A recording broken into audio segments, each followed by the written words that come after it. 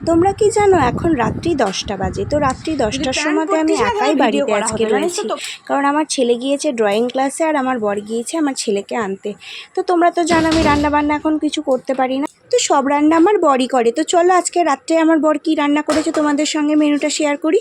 তো এখানে সমস্ত রকম তরকার কলাই মিশিয়ে এখানে তরকা করা হয়েছে, আর এখানে করা আছে ভাটোরে। তো সেই ভাটোরেটা কিন্তু টক দই দিয়ে, সুজি দিয়ে আর 1 কাপ ময়দা দিয়ে মাখানো হয়েছে ভালো করে। তো তারপরে আমার বর এখন ড্রয়িং ক্লাস থেকে চলে এসেছে, এখন এই যে গরম গরম ভাজছে। জানো তো আজকে চরম গরম, তবু আজকে ইচ্ছা হলো যে আজকে একটু নতুন জিনিস খাওয়া যাক। আর ভাজা মাত্রই আমি এখানে প্রথম ভাজাটা নিয়ে চলে এসেছি, যে কেমন খেতে হয়েছে দেখার জন্য। আর থাকতে পারলাম না। আর বলে না যে মেয়েদের স্বামী ভাগ্য কপাল করে হয়, তাই সত্যিই আমার স্বামী ভাগ্য কিন্তু কপাল করে। এই যে আমার এত শরীর খারাপ, আমি কিন্তু রান্নাবান্না করতে পারি না। হয়তো অন্য জায়গায় আমার বিয়ে হলে আমাকেই হয়তো সমস্ত সব কিছু করতে হতো, কিন্তু বিশ্বাস করো আমার কিন্তু এখানে কোনো রকম কোনো অসুবিধা হয় না। কাজের মাসি কাজ করে দিয়ে যায় দিনের দিকে সারাদিন, কিন্তু বাকিতে রান্না করা থেকে আরম্ভ করে আমার ছেলেকে দেখাশোনা সবই কিন্তু এখন আমার বরই করছে, আমি উপলক্ষ মাত্র।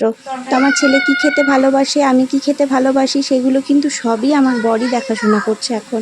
আমারও কষ্ট লাগছে, কিছু কিছু হেল্প আমিও করি, কিছু ও যখন অফিসে যায় তখন সেই দিনগুলো রান্না আমাকে করতে হয়। তা না ছাড়া কিন্তু ও বাড়িতে থাকলে বাড়িতে আমাকে অনেক সাহায্য করে। তো দেখো এখানে ছোট গামলাটা ভর্তি হয়ে গিয়েছে আর সবগুলো খুব ভালো মতো ফুলেছে। আর এবার আমরা খেতে বসে গিয়েছি। আমি এখানে 2টো ভাটোরে নিয়েছি, আর যেহেতু শুধু মুখে প্লেন 2টো টেস্ট করেছিলাম। আর সত্যি কথা বলতে তরকাটার কোনো তুলনা হয় না, তরকাটা খুব সুন্দর হয়েছে, আমার তো খুব ভালো লেগেছে।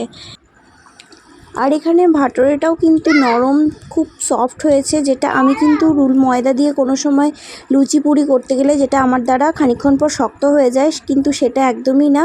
এটা পুরো একদম নরম তুলতুলে সফট হয়েছে, যেমন পেটাই পরোটা নরম হয় সেরকম ধরনের। তো এতক্ষণ তো বকবক করে গেলাম, এবার আমার চেহারাটাও তোমাদেরকে দেখাই। এই যে বসে আছি খেতে, কতবার ভাবি যে মাটিতে বসবো না, কিন্তু আমি পারি না। সবার সঙ্গে মাটিতে বসে একসাথে খাওয়া অভ্যাস, ছেলে আর বরের সঙ্গে, ওই জন্য আমি আবার মাটিতেই বসে খাচ্ছি। তো আজকে ভিডিওটা এখানেই এন্ড করছি। ভালো লাগলে like, comment, share and subscribe করে দিতে ভুলো না।